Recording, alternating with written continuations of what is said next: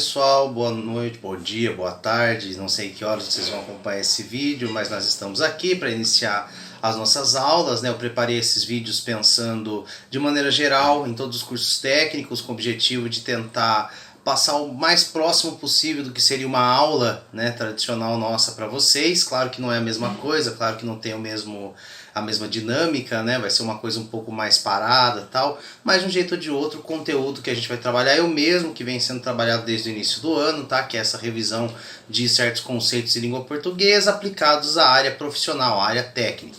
E, no caso especificamente dessa primeira aula, o que eu vou fazer é uma razoável revisão dos conteúdos que nós viemos vendo ao longo desses últimos meses, né, no começo do ano, aí, até a gente ter essa paralisação. Então o que vocês vão encontrar aqui não é nada mais do que aquilo que a gente já viu, tá?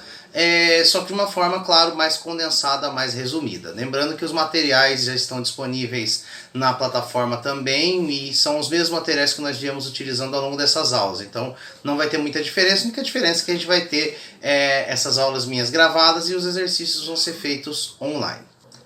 Bom, na primeira aula, né, nós falamos a respeito de variação linguística, eu falei a respeito dos conceitos que diferenciam os vários níveis da língua portuguesa, né, chamei a atenção para o fato de que, no primeiro lugar, nós temos a diferenciação entre a linguagem verbal, que é aquela que usa a fala, a escrita, as palavras para a comunicação, e a linguagem não verbal, que usa gestos e imagens para a comunicação. Além disso, chamei a atenção para o fato de que nós podemos considerar que, no que diz respeito ao sentido, a língua possui pelo menos dois aspectos fundamentais. Você pode ter as palavras, as frases, as orações, os textos, trazendo o chamado sentido literal ou denotativo, que é o mesmo que as palavras aparecem na maioria dos casos no dicionário, tá? E nós também temos o sentido conotativo, que é o sentido figurado das palavras usadas com significados além dos encontrados nos dicionários, como metáforas e coisas similares, tá? Por que nós temos que tomar cuidado com os sentidos? Por conta da chamada ambiguidade. O que é ambiguidade? É quando uma frase ou uma sentença dá a entender dois sentidos diferentes, mas a pessoa que produziu essa frase, esse texto, não tinha o objetivo de passar esses dois sentidos. Isso é uma confusão que pode acabar gerando consequências razoavelmente sérias na hora de se comunicar. Os níveis de linguagem que nós temos, né, são os níveis do que nós chamamos de registro do texto em língua portuguesa, são o nível coloquial popular, também chamado de nível informal, que é a linguagem que a gente fala na maioria das situações no dia a dia, no nosso cotidiano, tá? E nós também temos o nível formal, chamado de norma culta, que é normalmente usada pelas pessoas em situações mais formais, nos quais você exige um pouco mais de educação e mais clareza. É essa linguagem formal culta que é aquela que nós vamos utilizar nos documentos e textos formais de qualquer área técnica. Um que diz respeito ao uso da linguagem no cotidiano, a primeira coisa que eu chamei a atenção é que nós temos que ficar atentos aos chamados vícios de linguagem. Tá? O que são vícios de linguagem?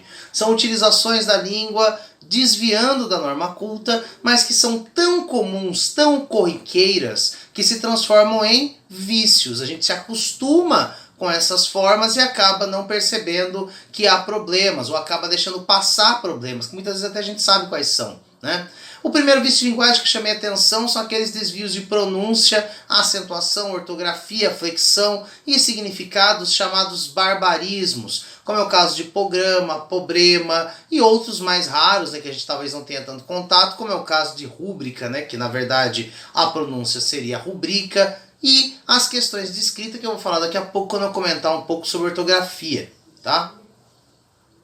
Os desvios semânticos ou de sentido são relativos, claro, à escrita de palavras que tem muitas vezes a mesma escrita, uma escrita muito parecida, né? Se for a mesma escrita não vai ter problema. Agora, se a escrita for muito parecida, a gente pode acabar confundindo, tá? Palavras que têm um sentido diferente, mas a escrita similar. É o caso, por exemplo, de absolver, que é perdoar, inocentar alguém, e absorver, que é aspirar alguma coisa. Esse tipo de confusão pode acabar gerando também ambiguidade, e é importante lembrar que, em certas situações, você não vai depender de corretores de texto ou coisas do tipo. Por quê? Porque os corretores de texto, como eu falei já em aula, não sabem ler. Eles têm um banco de dados, eles vão investigar o banco de dados para achar se aquela palavra está escrita de maneira adequada ou não, e eles vão achar a palavra. Só que, na verdade, está inadequada por quê? Porque o sentido daquele termo não está adequado ao contexto da frase. Você escolheu a palavra errada.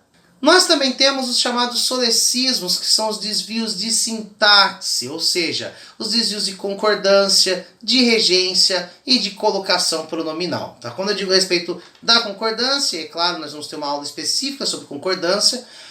Nós temos problemas como o caso do uso do primeira pessoa do plural, né, do nós, que as pessoas às vezes usam nós vai e às vezes usa a gente vamos. E ambos estão equivocados, né? A gente vai e nós vamos. Assim como o uso de algumas expressões indicando tempo, como é o caso do verbo fazer, que é faz em 2 dias, e na verdade isso está errado, seria faz 2 dias, e a mesma coisa acontece com o verbo haver, tá? A regência, aí você tem que conhecer um pouco os verbos da sua língua e as palavras da sua língua, tá? Algumas palavras, especialmente verbos, exigem o uso de uma preposição depois da palavra. É o caso, por exemplo, da expressão chegar. Nós chegamos a algum lugar. A maioria das pessoas usa o chegar em ou chegar no. Eu cheguei na escola, eu cheguei na minha casa. Apesar de no dia a dia não haver problema nenhum em utilizar essa forma para nos comunicarmos, na linguagem formal, dentro do ambiente profissional, o correto é a gente buscar a forma chegar a algum lugar. Mesma coisa de ir. Vamos à praia e não vamos na praia, tá? Quanto à colocação dos pronomes, eu digo aqui respeito aos chamados pronomes oblíquos, que são aqueles que são usados como complementos de verbos, tá? Então eu viro e falo, eu me enganei. Esse me diz respeito ao engano que aconteceu comigo mesmo. Nesse caso, o verbo está falando a respeito de mim mesmo, tá? Só que nesse caso tem que ficar esperto porque essa forma, eu me enganei, ela varia de acordo com a situação. Se você não tiver o eu, se estiver começando a frase, na norma culta você não pode falar me enganei. Você deve falar enganei-me. Porém, se antes você tiver um não ou algum outro pronome ou um que, aí esse pronome oblíquo, esse me, esse se, esse nós, vai para perto desse não, vai para perto desse eu. Então, ao invés de não enganei-me, fica não me enganei. Ela que chamou-me, ela que me chamou, e assim por diante.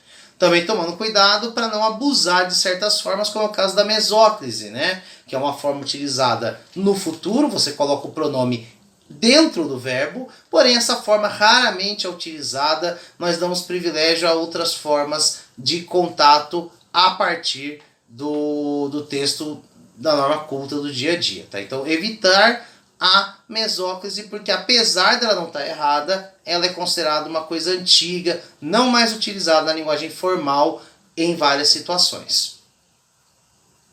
Nós temos também o pleonasmo, né, o chamado pleonasmo vicioso ou redundância, tá? Que é a repetição de ideias de forma desnecessária. Na verdade, aqui o problema não está na escrita das palavras ou na grafia dos textos, mas sim na maneira como a gente expressa as informações, criando situações de repetição de ideia, como é o caso do famoso entrar para dentro, sair para fora. Também outros casos como adiar para depois, se você adia já é para depois, né? E encarar de frente, né? Que você não pode encarar de costas, e assim por diante. Há vários exemplos de pleonasmo, isso é totalmente inadequado ao uso formal da língua.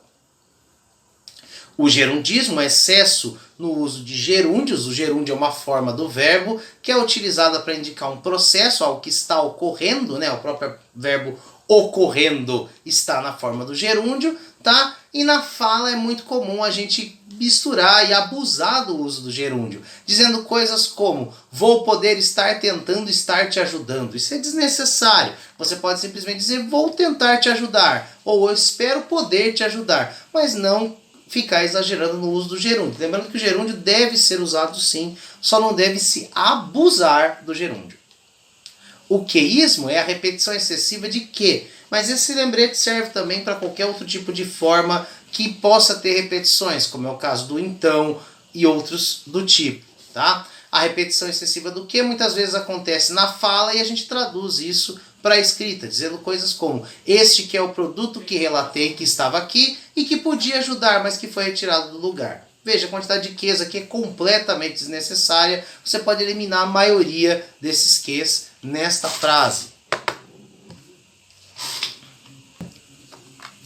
A cacofonia ou cacófato é a pronúncia de certas sílabas ou palavras em sequência, produzindo um som desagradável que sugere alguma ideia inapropriada, às vezes um palavrão, às vezes alguma expressão que não faz parte daquele contexto, daquela frase. É o famoso caso do me dá uma mão, né, que a gente fala no sentido de ajuda, porém soa como se eu estivesse dizendo mamão a fruta, tá? Esse exemplo é um exemplo mais corriqueiro, mais cotidiano, mas quando você pensa num texto escrito ou falado em um ambiente formal, você deve evitar esse tipo de coisa.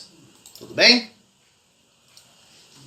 Na segunda aula nós vimos a respeito da ortografia, que é um dos tipos de vícios de linguagem, os erros de ortografia mais comuns, mas a gente se aprofundou nessa questão. A ortografia, ela diz respeito aos padrões estabelecidos de escrita das palavras em uma língua, ou seja, é o padrão de escrita. Quando eu falo, tal palavra se escreve assim, é porque ela está adequada à ortografia. Ela é fruto de acordos, reformas ortográficas, como a reforma que aconteceu recentemente, e que é uma reforma que modificou o uso de diversas palavras na língua portuguesa, tá? E ela normalmente é decidida por todos os países cujo idioma é o mesmo. No caso aqui, os países que falam português.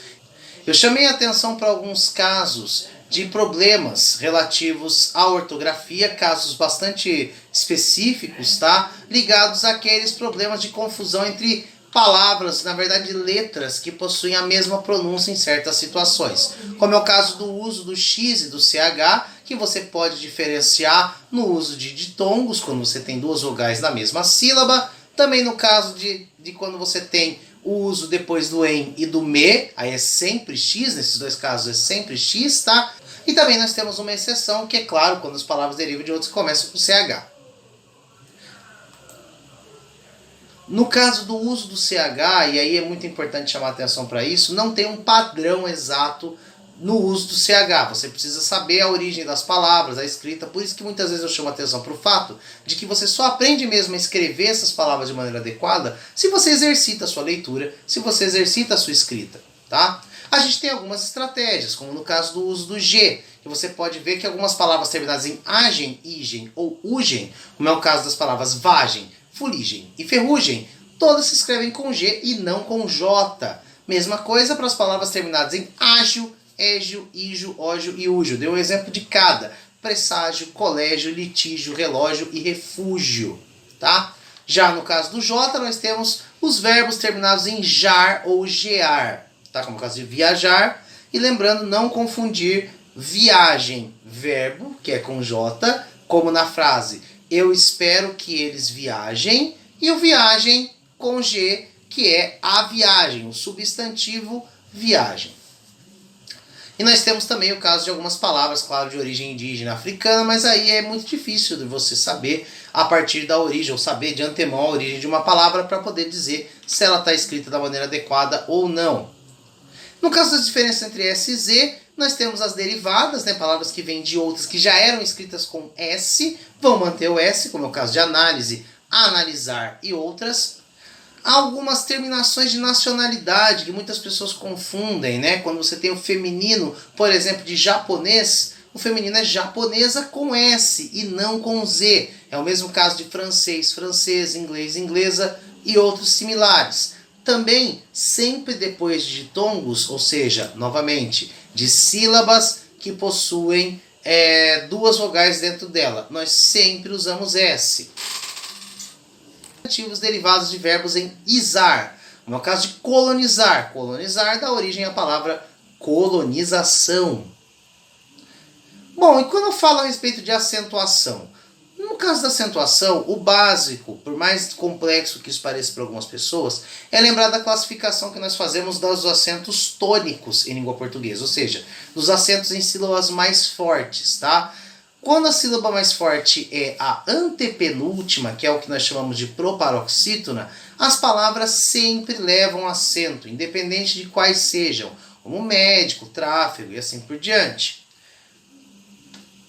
As paroxítonas são aquelas que têm como sílaba tônica a penúltima. Há uma série de terminações que devem sempre levar a acentuação, ou seja, a última sílaba se termina com L, N, etc., a sílaba anterior, que é a penúltima, deve levar acento, tá? Porém, como eu chamei a atenção para vocês, é mais importante lembrar das oxítonas. Por quê? Porque, na verdade, todas as oxítonas terminadas em A, E, O, em ens de tom aberto, são acentuadas. Se terminou em outras vogais ou consoantes, não levam acento, tá? Como as oxítonas, a sílaba mais forte é a última, é só você prestar atenção e entender que você tem que inverter. Ou seja, tudo aquilo que é terminação de oxítona, que dá acento para oxítona, para paroxítona não vai levar ao acento. Ou seja, se você tem uma palavra paroxítona terminada em A, ela não tem acento. Oxítona terminada em A tem acento. Paroxítona terminada em E não tem acento. Oxítona terminada em E tem acento, e assim por diante. Se você trabalhar como comparação, talvez fique mais fácil de lembrar a diferença entre as duas. E também é fundamental lembrar do uso da crase, tá? O que é a crase? A crase, na verdade, é um processo no qual você junta um A, que é uma preposição, como no caso dos verbos que indicam movimento, vou a algum lugar. Esse A é uma preposição, ele sempre precisa aparecer.